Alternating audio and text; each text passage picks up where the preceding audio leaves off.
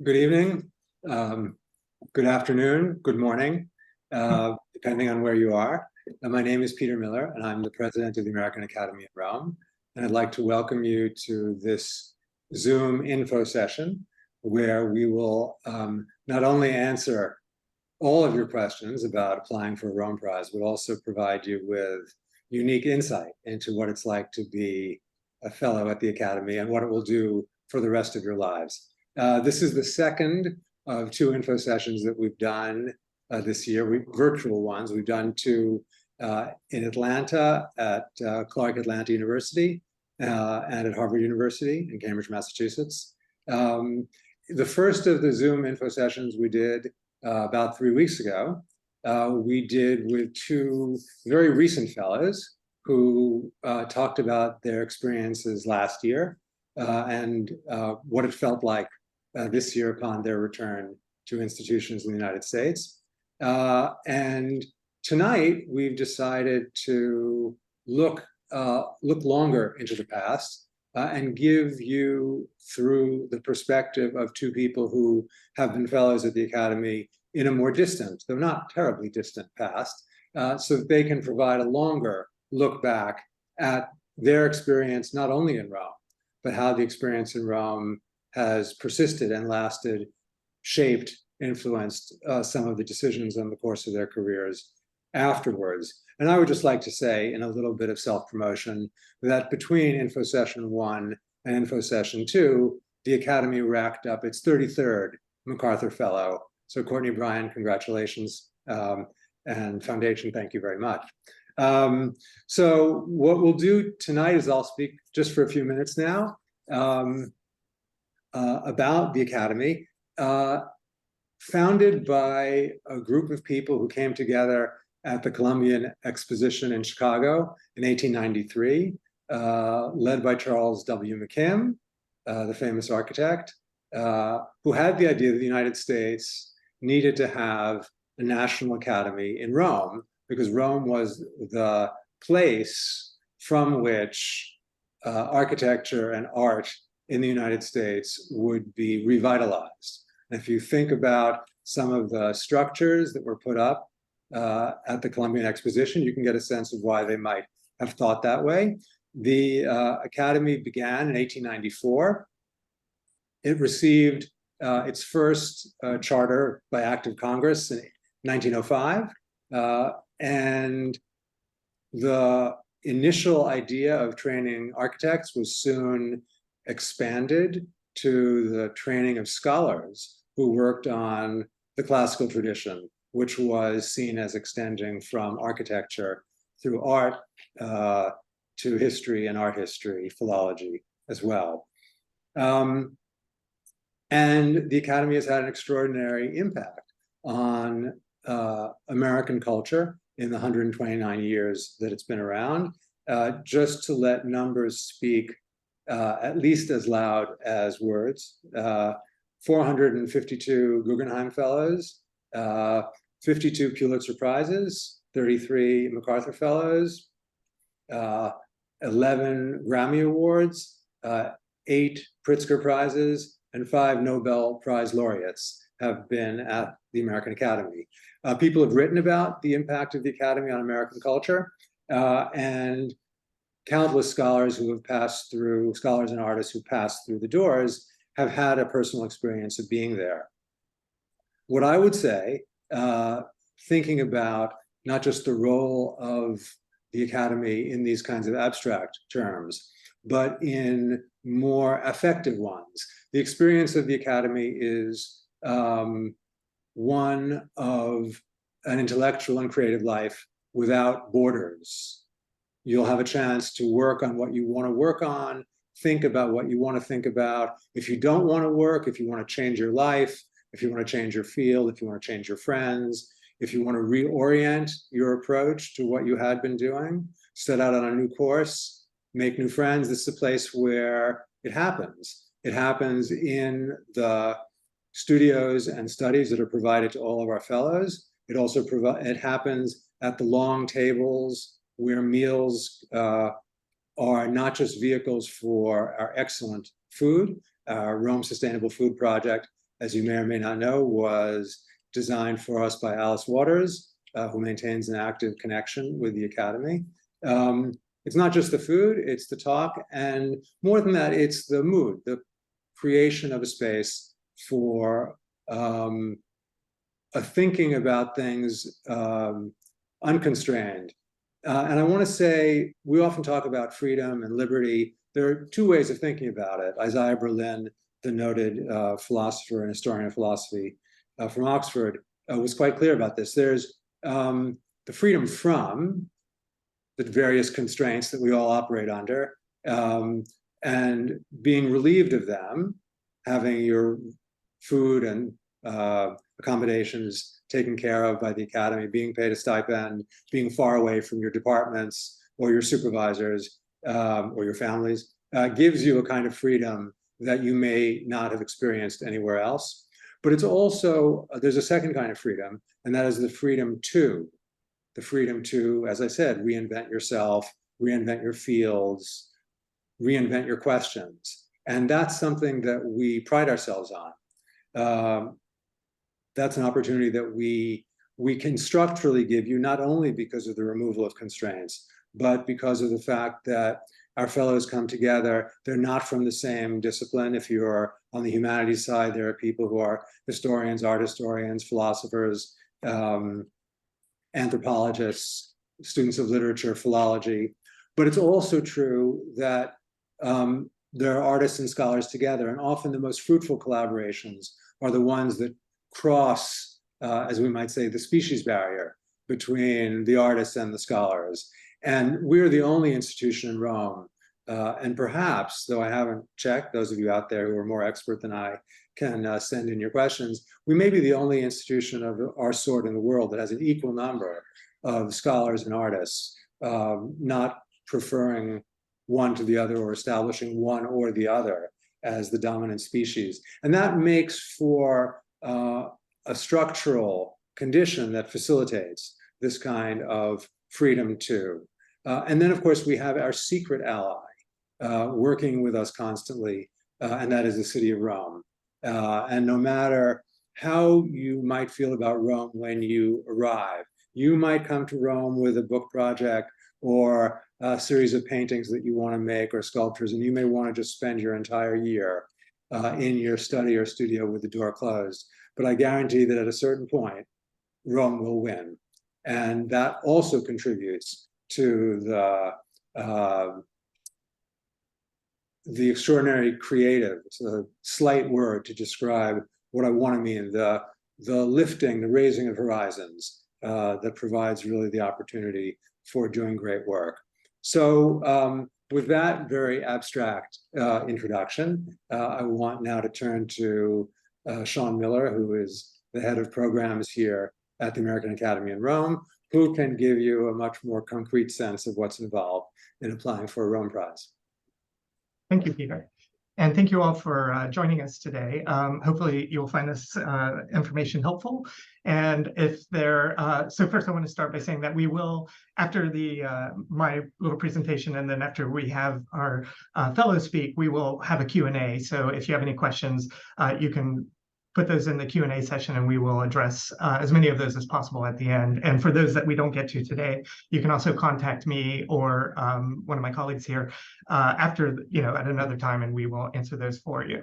So I want to get started just by roughly telling you what the Rome Prize, what is the Rome Prize, answering the question, what is the Rome Prize? So it's a residential fellowship for which we offer both full-term and half-term fellowships. Our full-term fellowships are about 10 months in length, and the half-term fellowships are 5 months.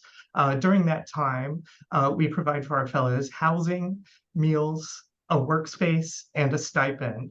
The housing varies depending on the needs of the individual. We have single rooms, double rooms, and apartments for families. For the meals, we provide lunch and dinner Monday through Friday. And in terms of a workspace, we try to find a space that will fit your needs the best as best as possible. Most artists are given a studio, and most scholars are given a study or an office. And then the stipend is either 16,000 or 30,000, depending on whether you have a half term or a full term. All of the Rome Prize winners reside at the Academy on its 11-acre property, which is located on the top of the Janiculum Hill, just in a beautiful area of Rome. I also want to talk a little bit about, and Peter touched on this, about what more of the qualitative aspects of the Rome Prize. So the prize offers you the time and space to think, to work, to explore, to focus, or basically to do whatever you need to do to complete the project that you've submitted, or to do whatever you feel you need to do at that point to focus on your career. And hopefully whatever you work on at the Academy will help you go to the next level in your career. We also provide access to research facilities, to sites around Rome that it might be difficult otherwise to get. We have somebody specifically on staff whose job is to get access to different places in Rome for our fellows. And on a broader scale, we provide access to the city of Rome, to Europe, and to the Mediterranean region. Additionally, fellows, develop relationships at the Academy. As Peter was talking about, we have artists and scholars, and we have a community of about 30 to 35 fellows each year. And so you're spending all this time together as a fellow and developing friendships and also professional relationships. A lot of our fellows collaborate with one another on various projects.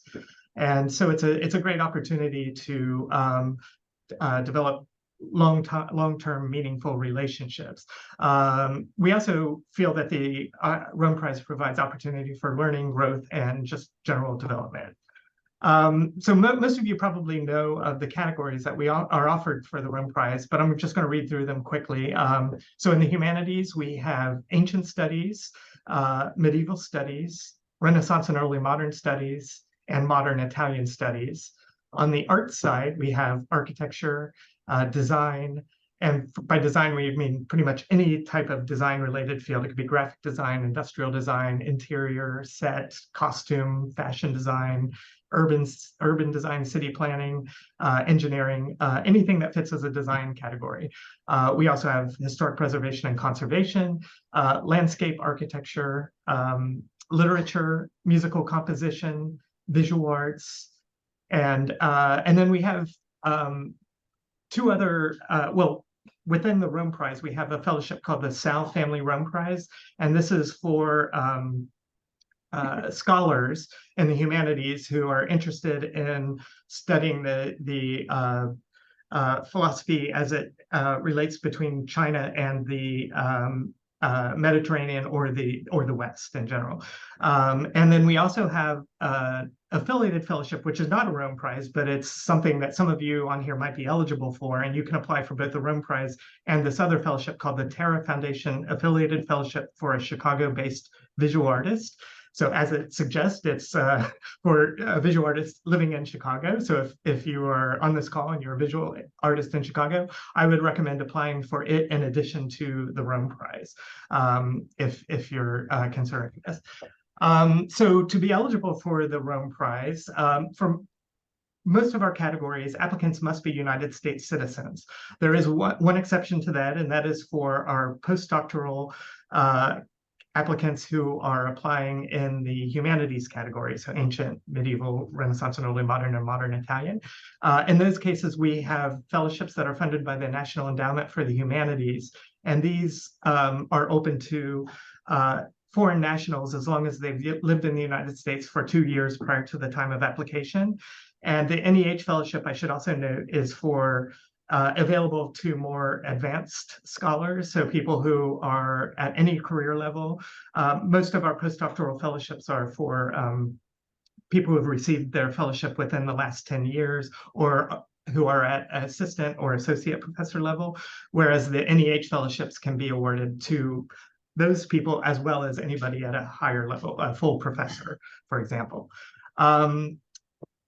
As far as other eligibility requirements are that in the humanities predoctoral categories, applicants must be ABD, all but dissertation.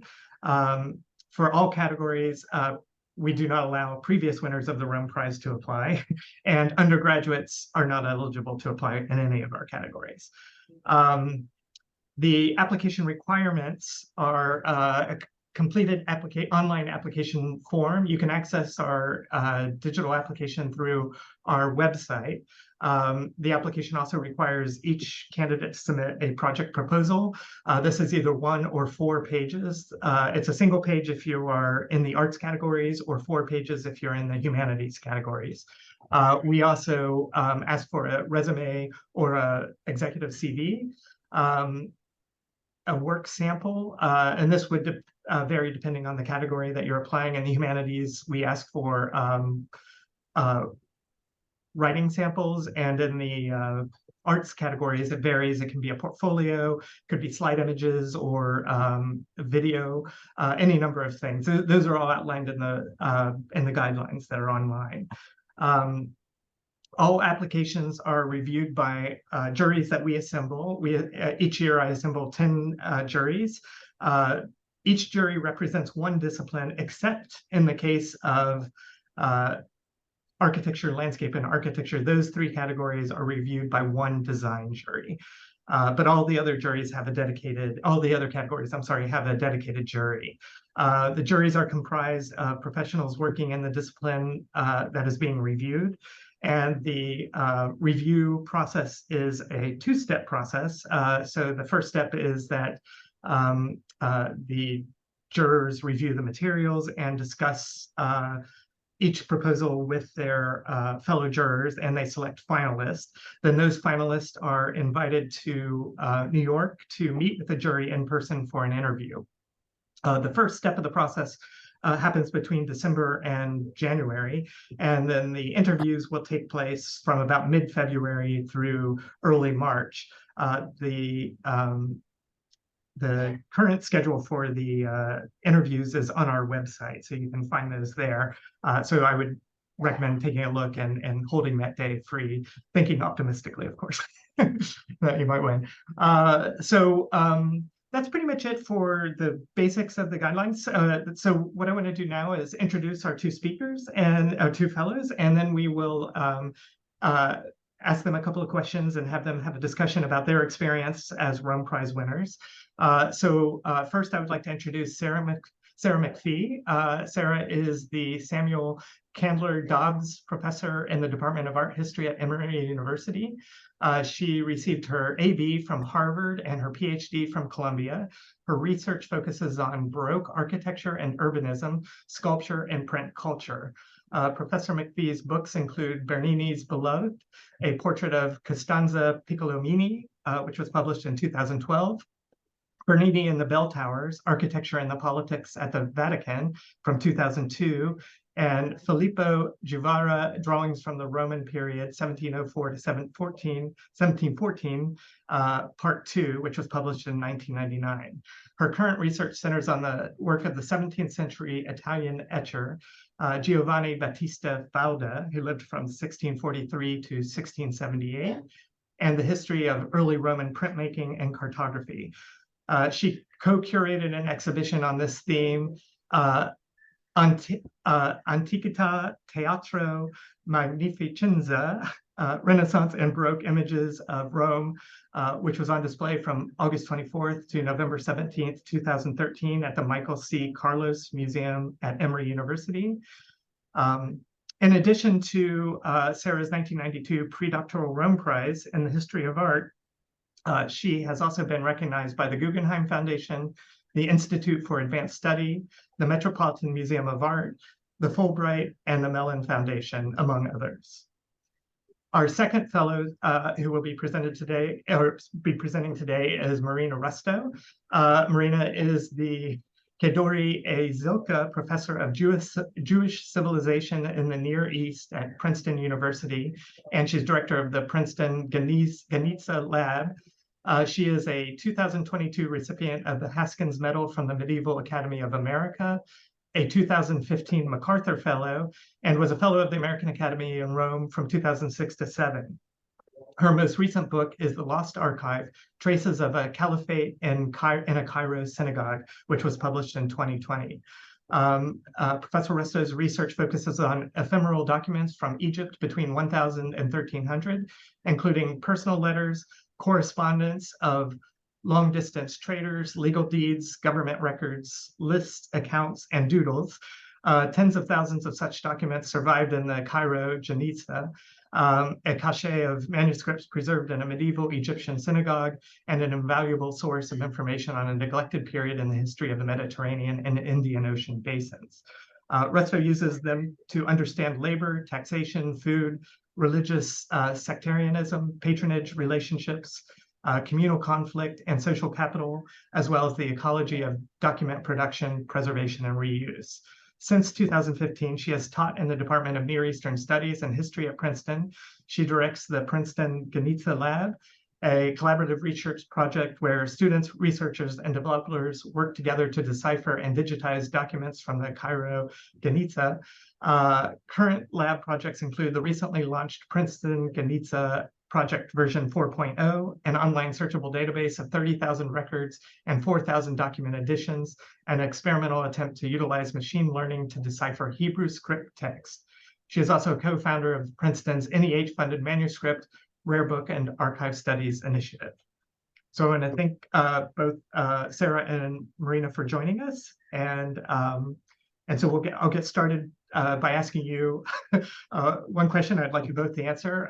So you were both fellows several years ago. Do you still think about your time in Rome at the Academy?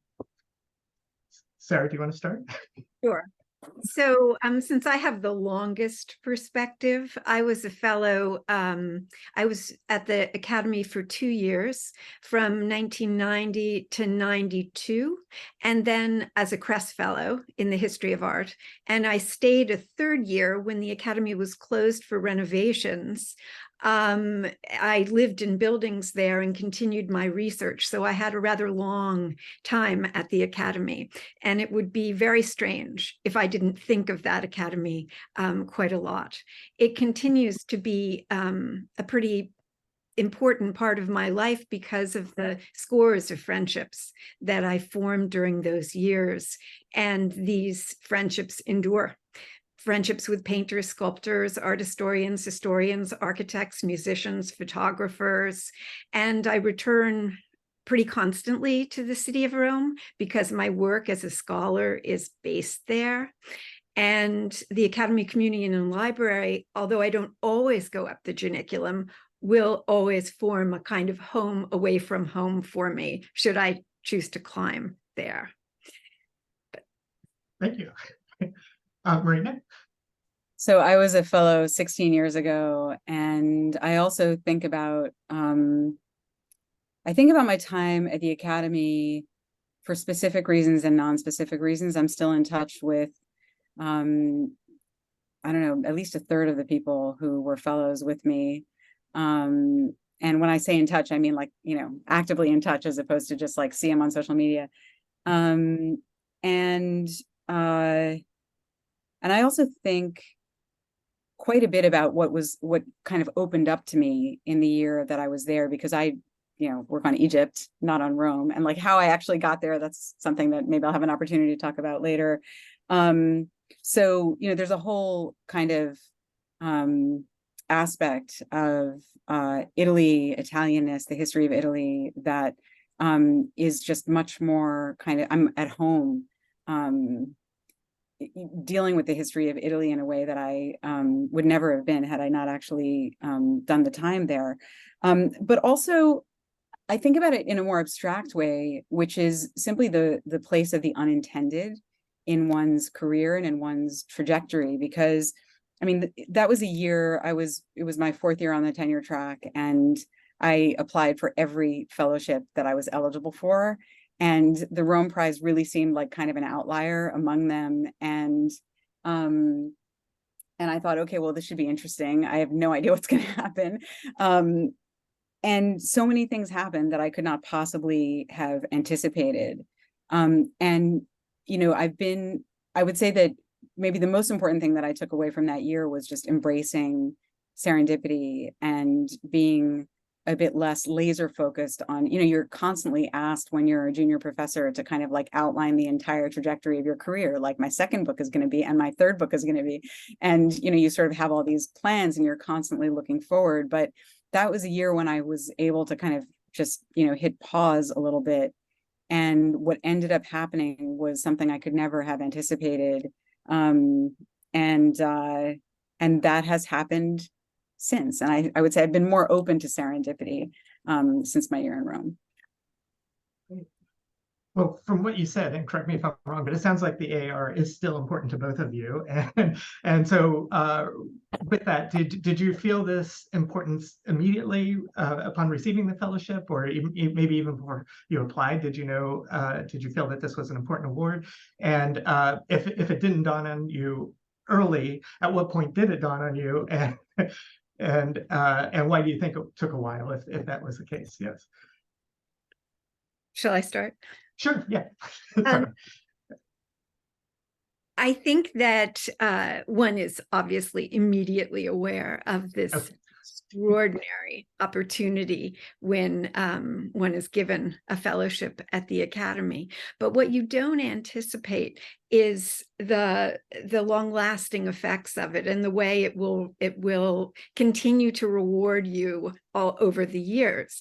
Imagine, living for these years up there, or for a year, or for 6 months, or whatever, in this villa atop the city, in the most enchanted city that I know, in a villa with jasmine in the courtyards and waters rippling in the fountains, within pieces of Roman inscription embedded in the walls. And then, as Peter was saying, the long tables around which the fellows gather for these conversations that you have no idea at first will be utterly transformative of yourself and your work. You run into people, you have conversations, and you go to concerts, lectures, dinners, walks and talks in the city with scholars who they're taking you to look at their specialty, or artists who are taking you to show you their project. So it's very overwhelming, and you can't possibly understand the importance it will have at the time. You're too overwhelmed by the experience itself. But then with the years and those friendships that Marina talked of and that I have experienced, it just gets richer and richer. The job I hold at Emory, I found out about because of somebody I knew from the Academy who called me and said, you need to, apply. And therein lies a tale. But there are these tentacles that reach out into your life and enrich it in countless ways. Thank you. So many parallels, Sarah, with what I was thinking about saying. I'll maybe even put a finer point on it. When I was a fellow, I felt a bit like a cheater and an imposter because I had come there to work on a project on Sicily. And while I was there, I realized that actually there was much more that I needed to do on Egypt. And no one seemed to mind, which was kind of wonderful.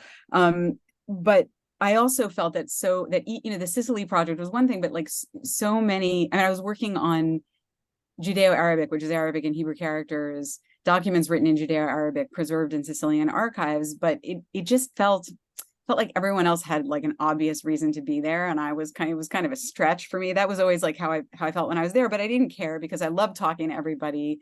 I love talking about people's projects and wandering around and seeing Rome through other people's eyes and other people's work. But I think when I realized just how much I had changed in the course of that year was the first time I set foot back in the classroom, once I was back at Emory, actually, where Sarah teaches, which is where I used to teach, although we did not know each other then. And I was giving a lecture course, and lecture courses, for those of you who have given them, are incredibly stressful. You're performing, you're having to render an enormous amount of information in a kind of palatable and fun narrative to people who, might not care about it the same way that you do. And for the first time in my career, I felt that what I needed to do was to give a kind of personalized narrative of what I was doing. It was a survey of Jewish history. And I realized, like, I can actually do this whole thing differently. I can do it through my own eyes, and that's okay. I don't have to, serve the entirety of the material in this kind of hyper responsible grad student way. I can actually just be me. And yeah, it was, I remember the moment and just feeling like, oh, this is actually starting to be fun. Great, thank you.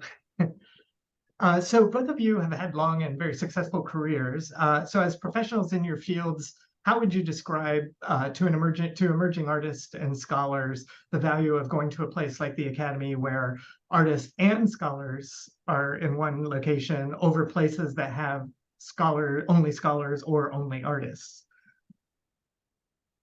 Well, I think that Marina put her finger on it when she said several times in answer to the first question, serendipity. And it's that, and I would even add alchemy. It's that community that the unexpected happens. You can't anticipate quite what it will be, but it will take your work into a direction you couldn't have thought of.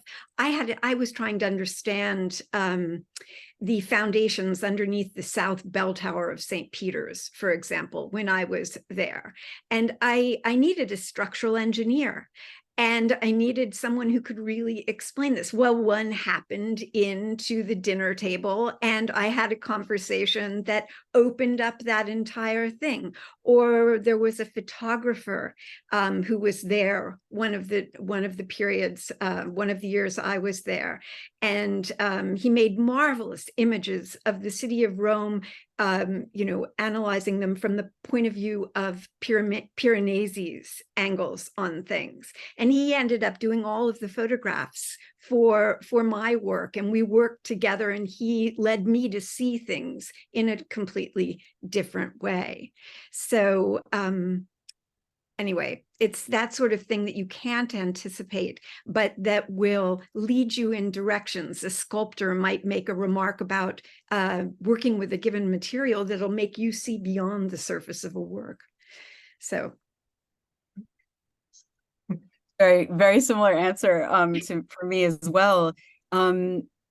I work on manuscripts, but when I was in Rome, the material turn in manuscript studies was kind of just starting to happen, and it certainly had not happened in my brain yet. But having to describe what I do to visual artists, not just to visual artists, I mean, having to describe my work in ways that people from different disciplines and not just academic disciplines could kind of relate to. I spent the first 4 months of my fellowship doing the final edits on my first book project. So not the project that I actually came there ostensibly to do, which I didn't begin until January, but rather, really kind of focusing on like getting the narrative right. And it was amazing to be around creative writers during that period. I mean, there were questions about craft that I wasn't going to get answered in my academic department, but that, and any of the fellows in writing could have talked to me about until the cows come home. And then, this is going to sound pretentious, so I'll just explain what I mean.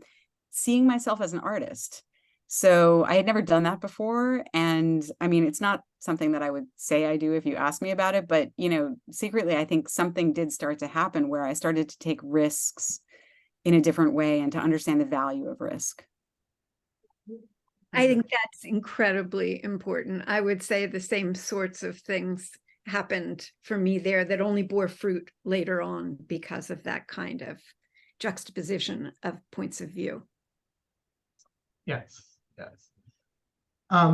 What are each of you working on now in terms of books or whatever projects you are kind of focused on? And part two of that question is is there any trace of the Academy or the AAR experience in those projects?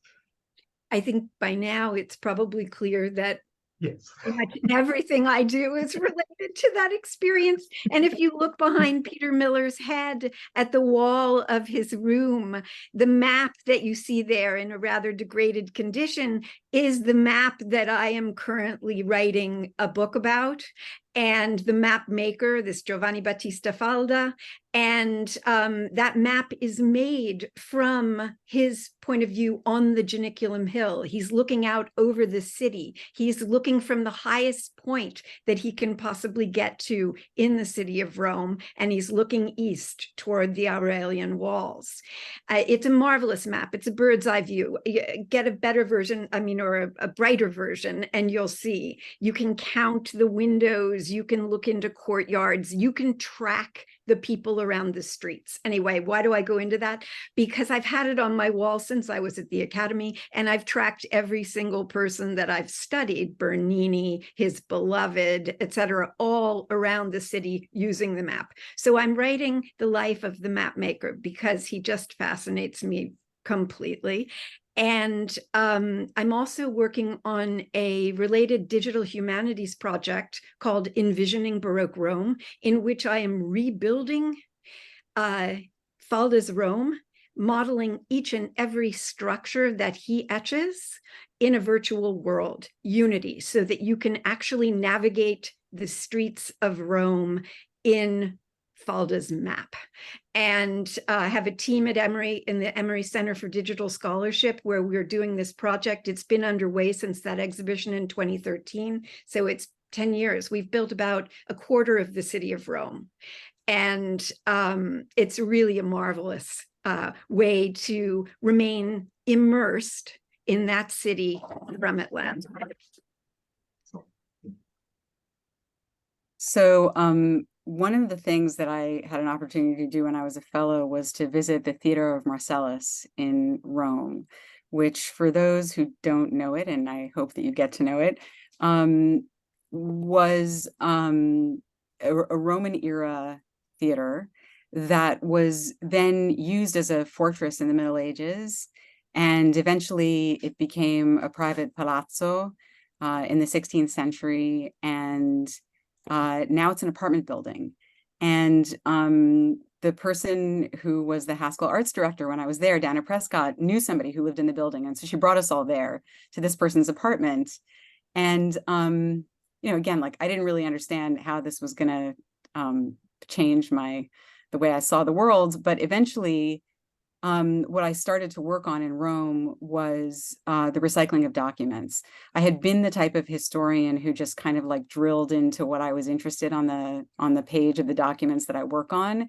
And then I started to look at the whole object, and turns out there's quite a bit of paper reuse. And I think in the world that I work on, so documents that were preserved in a medieval Cairo synagogue, the Cairo Geniza. One day at lunch, the director at the time, Carmela Franklin, told me about what she was working on, which was I think it was a book of poems that had drafts of Latin documents written in the margins. And that was the moment when kind of everything came together. So essentially what started in January 2007 turned into the book that I published in 2020, which was trying to reconstruct a lot of lost Arabic documents that had been, or thought to be lost, reused for Hebrew documents. And like a lot of people in my field had looked at the Hebrew documents, but very few people had looked at the Arabic documents, and there was a whole story there.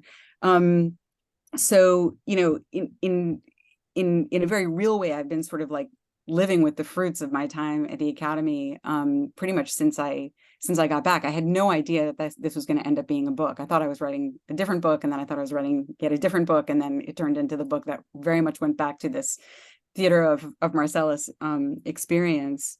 And I have to just say as well, I mean, to my enormous gratification, other people have now gotten interested in this material as well, and not just my students. So it's been amazing to see how this serendipity has ended up affecting not just my work, but the work of some other people as well. Thank you, Brett. Before we go to the Q&A, let me just ask, is there anything else that you would like to share, knowing that these people who are listening in are, interested in applying or interested to know more about the Academy? Is there anything that comes to your mind that, we haven't covered today that would be helpful to? I mean, this will sound simply like PR distilled, but I think it's one of the most extraordinary opportunities you can have in a lifetime, just to live in a community like that for a year or half a year or whatever it is. It's rare and it's very special, and it will change you. Great, thank you. Marina, anything to add? Yeah, I mean, I would say that if I had been if I had like overthought the question of whether or not to apply, there's no way I would have applied, because I really felt that, I didn't fit the profile. So even if you think that you don't fit the profile, you should apply anyway, because, you don't know what the profile is, and maybe everybody else here on the call doesn't either. Excellent, very good. Thank you. So I think we'll go ahead and invite questions from our audience. Oh, so we have a question. First question, and also just so everybody knows, ask questions of all four of us. So, so we have, the first question is, how is awarding of half-term versus full-term fellowships decided? Is it up to the Academy, the fellow, or both? Well, we in some of the categories, it's dependent on the categories. Like, for example, basically, I'm going to answer this question, I guess. So in architecture and landscape architecture, for example, we have one full-term and one half-term fellowship to award each year. In the design specific category, we only have 2 half-term fellowships. Some of the others, it's a little more fluid. Like, for example, literature, we typically prefer to give full-term fellowships, but the past couple of years we've only given half-term fellowships. That was the jury who decided that, and not only the jury, but the applicants had selected that on their application form. So for a lot of categories, you'll be able to select the option of whether you want a half-term or a full-term, or whether you want to be considered for both. And I would say it's a good idea. I would definitely recommend a full term if you can do it. The full term is the best experience. You really get the full experience that way. But it's, we realize some people's professional careers won't allow them to be away that time for that long, and so that's why we do offer half-term options.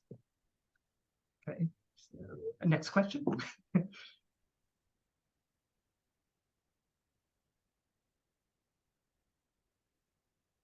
Okay, so Elaine is asking, how should first-time collaborators approach applying? Should we apply as a team, even if it is our first time collaborating, or would we be better suited to apply separately?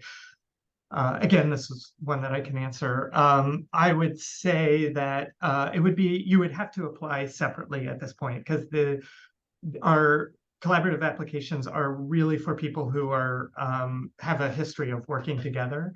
The work samples that you need to present to the jury are things that you've done together. Your resume or CV should be your collaborative work, represent your collaborative work. And I mean, it's fine to show, have an individual page for each person, but generally, this award is for people who have a history of working together.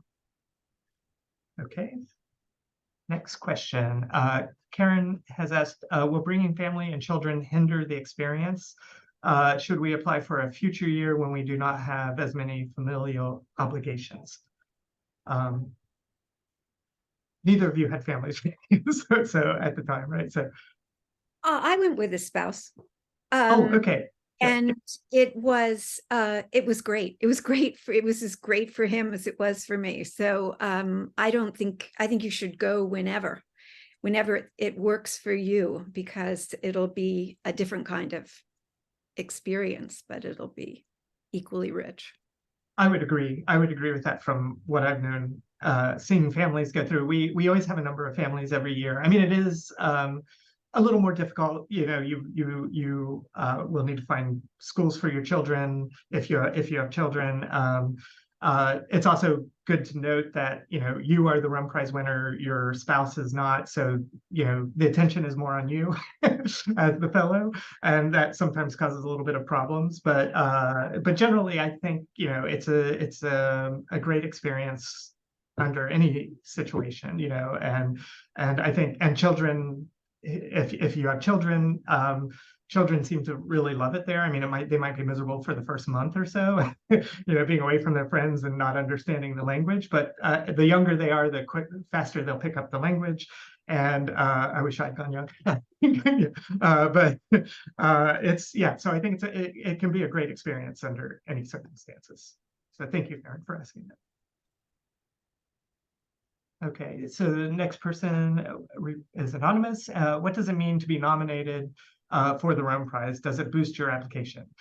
We actually don't have a nomination process. We used to have an invitation process where we would ask our past fellows and past jurors to suggest names of people, and then we would send invitations to those people to apply. But we're not doing that. We're not currently doing that.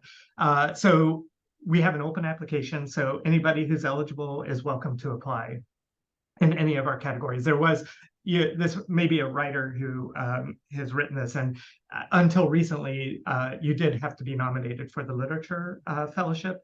That was up until 2017, and at that time, 2015 and prior, our literature fellows were selected by the American Academy of Arts and Letters, and then they just picked two Rum Prize winners each year. But we took over that process in 2017 to 18, and so it's all done in-house, and we now have an open application. So no worries, no need to think about nominations. Another question. I am an artist whose work could fit within multiple categories. Are there some categories that have a higher success rate? For example, would applying to visual arts over design improve my chances of being selected? I think it's best, to make sure that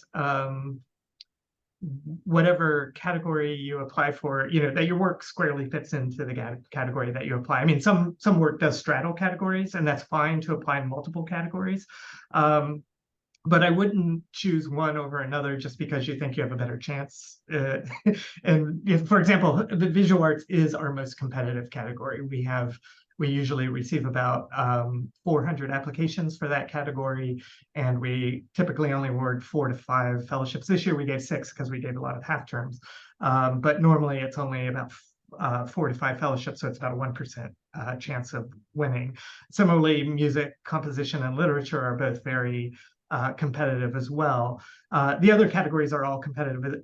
They just have fewer applications, but we still have very strong people applying. So I would say, basically apply to whichever category your work fits best in. If it does straddle multiple categories, I would recommend applying for both. If you feel that it truly fits into those.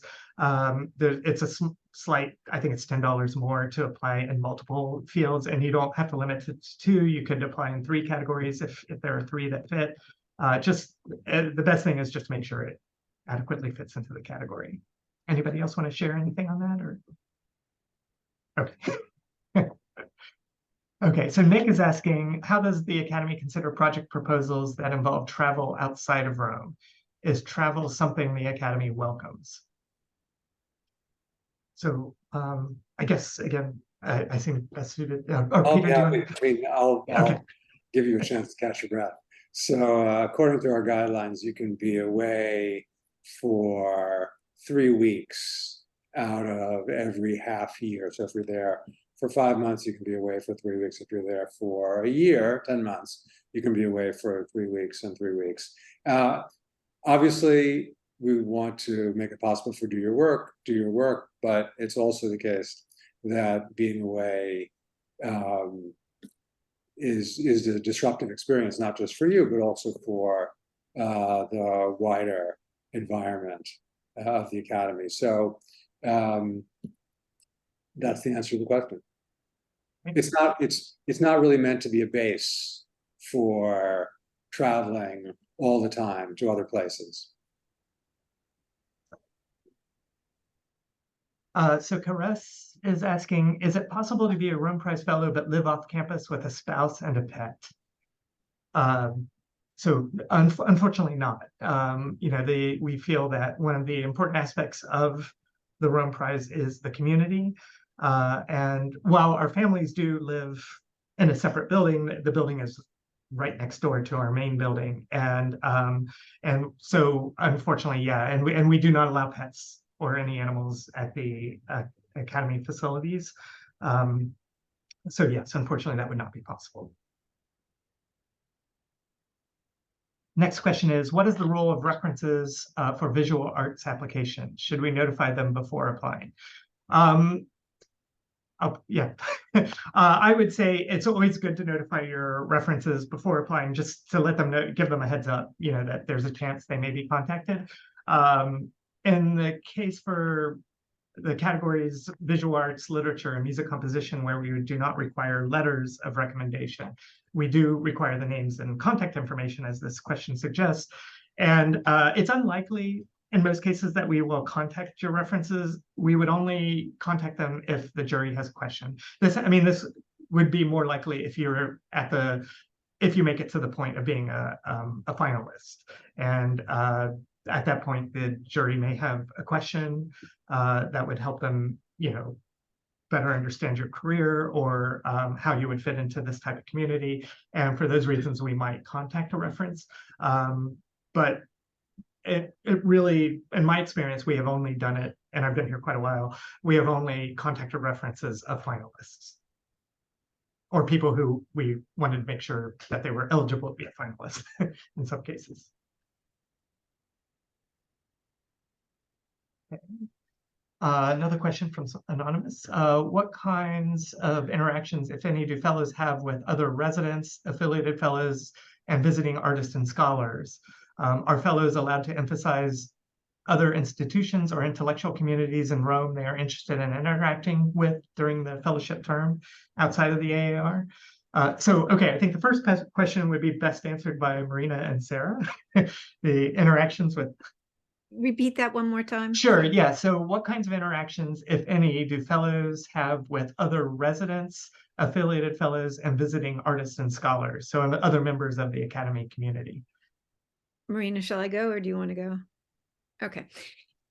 Constant.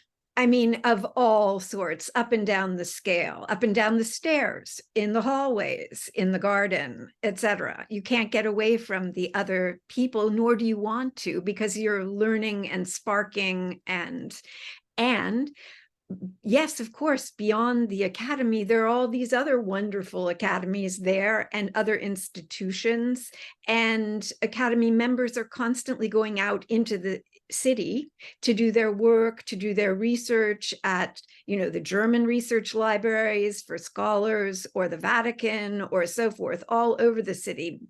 And that is, I hope, it was certainly encouraged, and it enriches the entire process. Yeah. Yeah, what Sarah said, the year that I was there, I spent an undisclosed number of hours after dinner playing the video game, which I don't play video games, Guitar Hero, with one of the creative writers. It was just a thing that, I don't know, we started doing, and I actually thanked him in my book because it kept me sane. And then there was also an Italian fellow who's a visual artist who for some reason used to buy clothing at the shops where clergy in Rome buy their clothing, and this opened up a whole universe of fashion to me that I would have not discovered. I mean, this is just to give you examples of, the serendipitous ways in which you interact with fellows in other fields. That's funny. An architect that I was very close to at the academy, and that I still am, loved those shops with the clerical garb around Santa Maria sopra Minerva. Great, thank you. Sorry. And clearly with that, another Rome Prize proposal has just been born somewhere. Okay. The next question is, does the modern Italian studies category have a chronological limit? So for that category, it is from the 17th century to through now. So yeah, that's its period. That's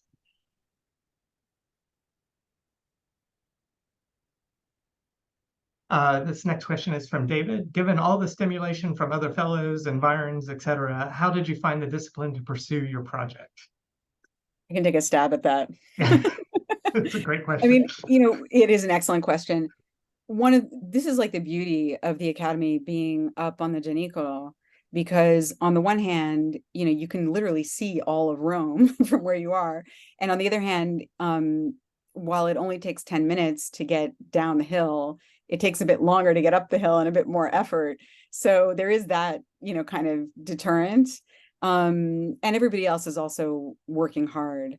So I would say that it wasn't something that I had to think very hard about. The more challenging, I mean, on a more serious note, what was challenging was the library situation in Rome. But I have to say that this is also, like, when I was there, the library was under renovation. So I did not have access, nobody in my year had access to the AAR's actual library, which is amazing. And so we spent quite a bit of time running around town to various different libraries. And anybody who's ever worked in a European city knows that it's not like being at like a North American university library where you have, either all the books are there or they can be there in a matter of 3 days. You actually have to like take transportation and go and find them. So if that's something that that's a deterrent to you, then spend a lot of quality time at the scanner before you get on the airplane. Yeah, no, I agree with that. But I mean, as somebody who loves that urban fabric, the idea of getting on my motorino in the morning and going down to the Vatican and then going up. I mean, I worked in the actual St. Peter's itself because that was the subject, and then go around to the library, work in the Vatican Library, and then when that closed, go over to the Hertziana. I mean, there's so many resources that require you to speak multiple languages and to engage with the collections. It's a very it's all there, and you can find it in one institution or another, but it isn't delivered to you on a trolley. It does suggest that perhaps, in addition to providing a room to sleep in and a room to work in, we also consider Motorino. a spa. Yeah. But they are in a lot of accidents. I don't really recommend it. I had a number. So I think we have time for about one more question. So let's see what comes up here.